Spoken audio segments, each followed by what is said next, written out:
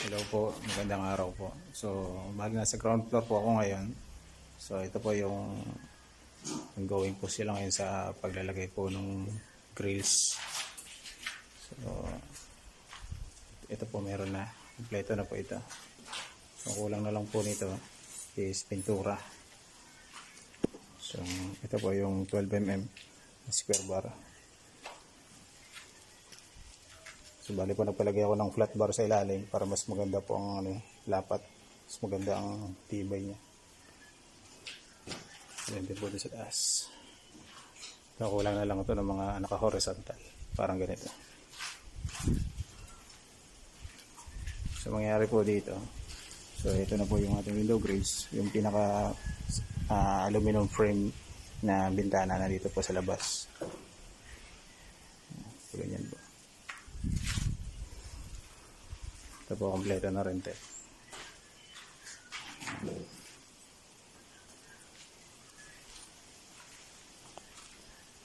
Ito na rin po dito. Kompleto na rin. Ahasahin na lang po yung mga bukol-bukol na pinag-weldingan. Ganyan.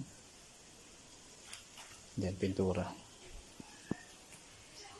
Yung iba, papapulpil ko pa. May mga nakita akong kulang pa sa welding. Ayan.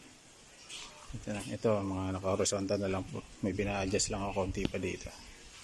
Dito si Jeffrey gumagawa ngayon.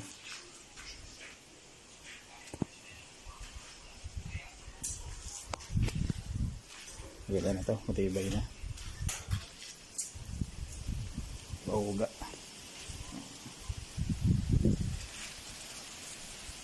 Kauga-uga.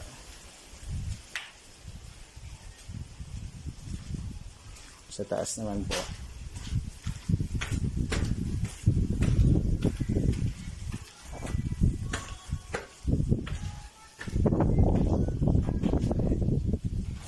Kuha na po nila yung straightness ng mga corners po ng false beam.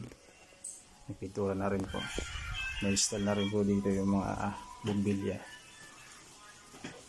So, meron lang ako mga pinare-retouch. After po nun, papasarahan ko na yung mga pin lights.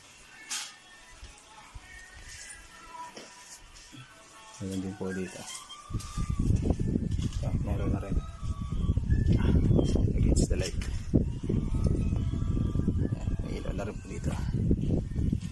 Dito po sa balkonahe, nakapag floor topping na po kami dito sa likod. And then pinapahiran ko na rin po ito ng waterproofing.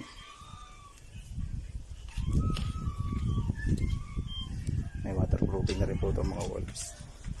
Ito kulang pa. Padadagdagan ko pa po ito. Meron na rin. Ito po doon.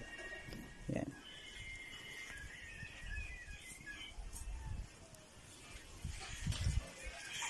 So, natapos na po namin yung lahat ng floor topping. Kasama po dun sa part po ng balkonahe.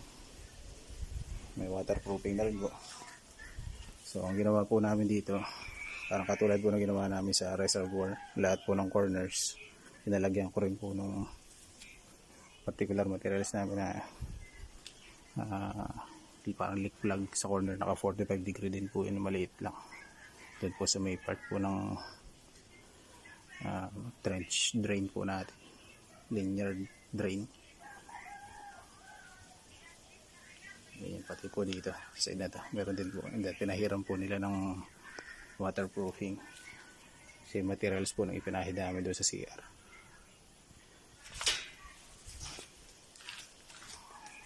At yun na po ito doon. Hindi lang po ako makapunta doon. Medyo basa pa po doon. Ito, mga corners meron din yan. Yun din po dito.